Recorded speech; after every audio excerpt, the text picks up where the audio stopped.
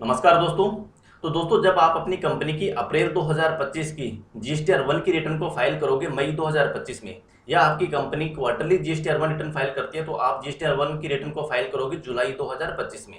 लेकिन आपको counting software में से जीएसटीआर 1 की रिटर्न को प्रिपेयर करने से पहले एक बार जो 11 अप्रैल 2025 को जीएसटी पोर्टल पर जो एडवाइजरी आई थी उसको एक बार जरूर देखना होगा। जो एडवाइजरी आई थी उसके अंदर टेबल नंबर यानी कि जो हमारा जीएसटीआर 1 है उस जीएसटीआर 1 के अंदर जो हमारा टेबल नंबर 12 है उसके अंदर चेंजिंग हुआ है। यानी कि जीएसटीआर 1 के अंदर हम हमारी जो आउटवर्ड सप्लाई होती है यानी कि जो हमने सेल किया होता है प्रीवियस मंथ के अंदर या प्रीवियस क्वार्टर के अंदर, उसको हम जीएसटीआर 1 के अंदर डिक्लेयर करते हैं। यानी कि हमने B2B रजिस्टर्ड लोगों को इतना सामान बेचा है, B2C अनरजिस्टर्ड लोगों को इतना सामान बेचा है, या फिर हमने रजिस्टर्ड या अनरजिस्टर्ड लोगों को क्रेडिट नोट या कोई डेबिट नोट इशू किए होते हैं तो हम उन सभी को सेपरेट अलग अलग कॉलम में शो करते हैं।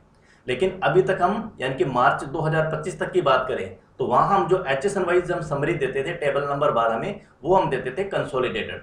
यानी कि B2B रजिस्टर्ड लोगों को चाहे वो अनरजिस्टर्ड हो, सभी का हमारा जो कंसोलिडेट डाटा था वो जीएसटीआर 1 के अंदर HSN समरी के अंदर हम देते थे। लेकिन अप्रैल 2025 के बाद में जो भी हमारी जीएसटीआर 1 की रिपोर्ट जाएगी उसके अंदर HSN वाइज जो हमारी समरी है वो भी अब हमें सेपरेट देनी पड़ेगी। यानी कि B2B रजिस्टर्ड लोगों को आपने HSN वाइज कितना सेल किया है और B2C को यानी कि अनरजिस्टर्ड लोगों को आपने कितना सेल किया है, इसकी भी रिपोर्ट अब हमें टेबल नंबर 12 के अंदर अलग अलग देनी पड़ेगी। तो अगर आप टैली सॉफ्टवेयर को यूज करते हो तो आपको टैली सॉफ्टवेयर के अंदर पता होना चाहिए भी इस टाइप की रिपोर्ट को हम किस प्रकार से इनेबल करेंगे। पूरी डिटेल के साथ वीडियो हम प्रैक्टिकल तरीके से समझने वाले हैं, तो वीडियो को आप एंड तक जरूर देखना। और वीडियो पसंद आए तो वीडियो को लाइक जरूर कर देना, और चैनल पर पहली बार आए हो तो चैनल को भी आप जरूर सब्सक्राइब कर लेना। तो सबसे पहले अपने चलते हैं टैली सॉफ्टवेयर पर। तो टैली सॉफ्टवेयर पर सबसे पहले हम एक बार जीएसटीआर 1 की रिपोर्ट को देखते हैं अप्रैल 2025 की। तो इसके लिए हमें डिस्प्ले पर जाना है, स्टेज रिपोर्ट पे जाना है, जीएसटी रिपोर्ट पे और जीएसटीआर 1 पे, या आप डायरेक्टली शॉर्टकट SG यानी कि गो टू पे प्रेस करके यहाँ से आप डायरेक्टली सर्च भी कर सकते हो जीएसटीआर 1 को।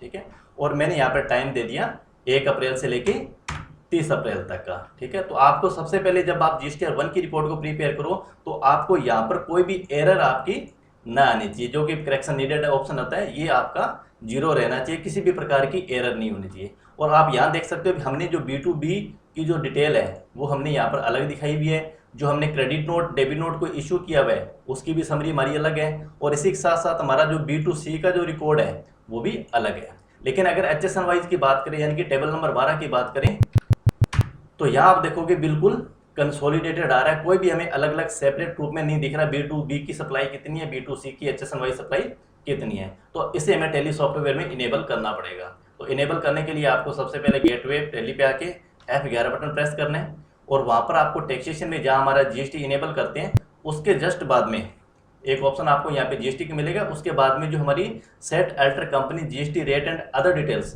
इसको आपको यस करना है। तो जैसे ही अपने इसको यस करेंगे और यस करने के बाद में आपको मोर डिटेल्स पर यहाँ पर क्लिक करना है, और उसके बाद में शो मोर पे क्लिक करना है। तो शो मोर पे क्लिक करने के बाद में यहाँ आपको एक ऑप्शन दिखाई देगा सेपरेट B2B और B2C HSN wise summary applicable from. तो ये बाय डिफॉल्ट टैली सॉफ्टवेयर के अंदर 1 अप्रैल 2026 से आ रहा है। तो यहाँ हमें क्या करना पड़ेगा, इसको चेंज करना पड़ेगा, यानी कि 1 अप्रैल 2025 से हम यहाँ पर कर देंगे।